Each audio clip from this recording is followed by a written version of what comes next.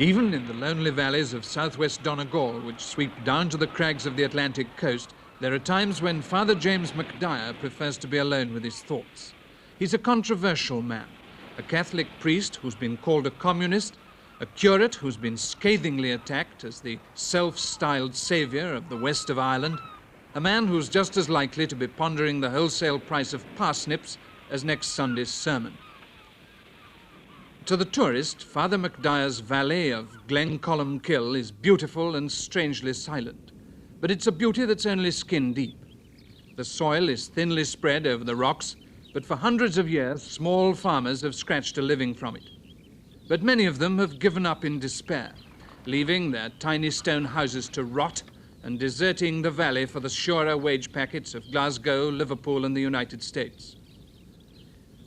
When Father McDyer came here 13 years ago, the valley's 250 families were losing 20 young people every year, and every year the number of decaying cottages was growing.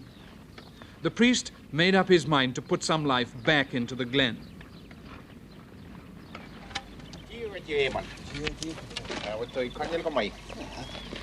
What are the posts for? For fencing, pal. Oh, I see. Going to keep in the sheep, you know? Yes. Oh, that's fine. You going to grow any vegetables this year? Yes, I am. Oh, good man. Yeah. What, you had a good crop of cabbage last year, didn't you? I had. Oh, good. You made some profit on it? I did. Good man. Yeah. Well, what type of vegetables are you growing this year? Parsnips. Good, that's fine. I grew parsnips last year myself for the co-op, and they were very successful. They were? They were very successful. During the last 3 years, his biggest success has been in fighting archaic methods.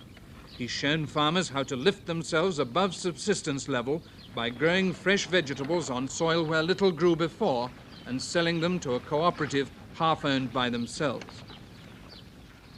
High up the side of the valley, the children of Mr. William Cannon play happily enough these days on the farm that belonged to their grandfather and his father before him.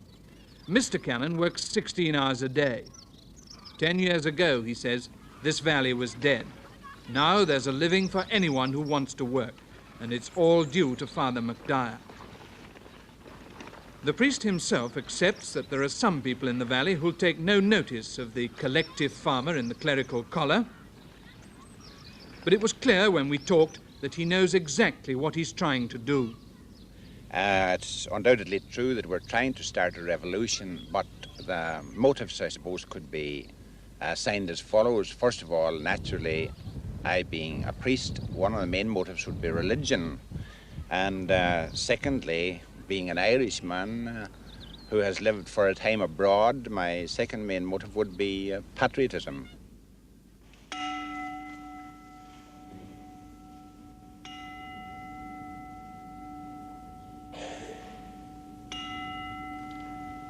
His congregation are still relatively poor. To some of them, he's a miracle worker. He got them running water and electricity, even though he attacked them from his pulpit for being apathetic and indolent and dependent on the dole.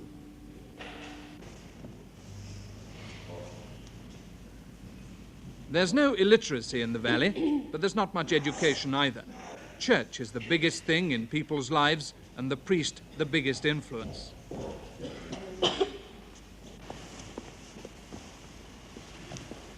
The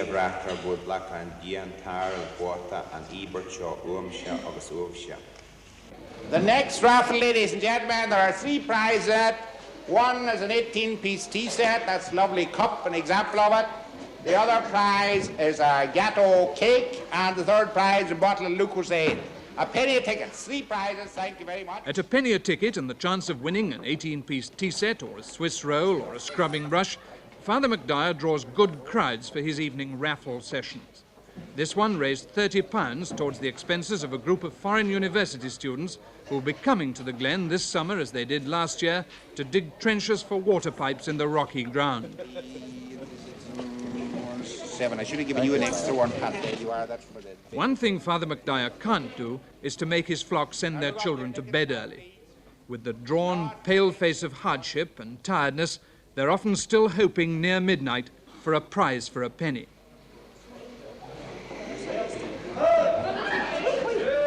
It's at gatherings like this that the Glen finds its social life. And who knows, this might be the place where boy meets girl. And there were 4 weddings in the valley last year. In his efforts to change the old farming ways of the homesteaders back in the hills, some of them, he says, with dehydrated minds, the priest hasn't had things all his own way. First of all, you must remember, Leonard, in a place like this and many isolated places like it, there is among the people a very, very rigid conservatism which manifests itself against any new ideas or revolutionary ideas. And people often, in any part of life, but particularly in country parts, they don't like to be jolted or jogged out of their natural way of working. I did find a mentality here among certain people, a sort of a gnarled mind, you know, that was completely addicted to the old methods and did not want to change on any condition.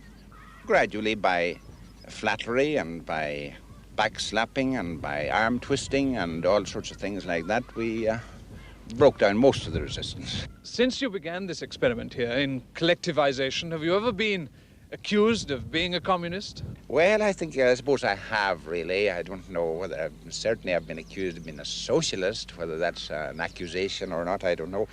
But I'm not really a bit worried about that. People say these things, but I suppose they don't mean them. But I do believe you've got to be, if you're going to get progress here, you've got to be let us say a Christian communist. And I suppose to a certain degree I am just that. The biggest cash crop in the valley is celery. The Donegal Co-Operative, called after Donegal's highest peak, founded by Father McDyer to organize and market the vegetable production, is starting nearly 500,000 celery plants. In 3 weeks, the plants will be distributed to the cooperative growers around the valley, and when the roots are lifted, they'll be looking for a return of £230 an acre. Last year, the cooperative paid out £25,000 to its members and employees, money which wouldn't have been in the valley without it. This year, they're hoping to do better. The leadership of this priest among the celery beds seems to be successful. But Mr. Rickard Deasy, the president of the National Farmers Association, is hoping that in the West, the farmers themselves can make their own effort. Our belief is that farmers must produce their own leaders, but where it is necessary for the priest to do this and where he proves success, we're certainly glad to see it.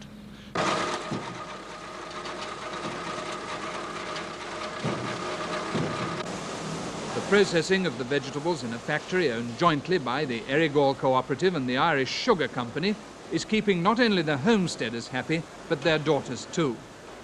Preparing dried vegetables for packet soups provides jobs for 32 girls and 17 men, and they earn between £6 and £9.15 a week. Before the cooperative factory gave them the interest and the security of a job, many of the girls would have been seeking happiness and husbands in domestic service outside Ireland. It's hard in this valley, where the ideas of a priest are making life pound again, to distinguish between the social value of keeping a community alive and good, hard business. But General Mickey Costello, the manager of the Irish Sugar Company, isn't complaining. It had a very slow and difficult beginning, but in each year the production has been improving, the yields have been improving, and from the beginning the processing factory has been a success and been profitable. Is there any lingering hostility to it in the government? Or Well, I should say that there is a great deal of lingering doubt. They just don't think this kind of miracle is possible. Vegetable growing opened the way, but now Father McDyer's revolution is growing itself. His arguments have persuaded 112 of the small farmers to sign away their rights in their own land and hillside grazing. He's forming a huge 15,000-acre collective, and he's confident of raising a loan of £122,000 to improve the mountainsides to support 5 times as many sheep as they do now. But there are some homesteaders who won't be persuaded by his eloquence, and they're clinging to their land and what they believe to be their own security. The ripples from Glencolumbcille are spreading throughout the west of Ireland, as more and more people in other valleys see them as a place to prosper and not to leave behind. And the result has been that we have formed a committee for the defence of the West, which seeks, among other things, to inspire the people with the importance of getting more productivity from their land, forming cooperatives, and at the same time to focus the attention of the responsible authorities in Dublin on giving them sufficient adequate capital to do so. The result is we have quite a number of people enrolled in this Committee for the Defence of the West. It runs into thousands now. And as far as leadership is concerned, I do notice down in the West quite a number of the younger clergy, priests down there. They are very, very keen to get cooperatives started down there. What has this experiment done for you? What's it done to your own personality? Well, that's very difficult to say, really. I don't know. It has, let me put it this way, it has made me a very fatigued man. I get around a lot, really. I'm very rarely in the house. I suppose I have become more loquacious than what I have been, but it has given me a great insight into people's problems at all levels that I normally wouldn't get, I think.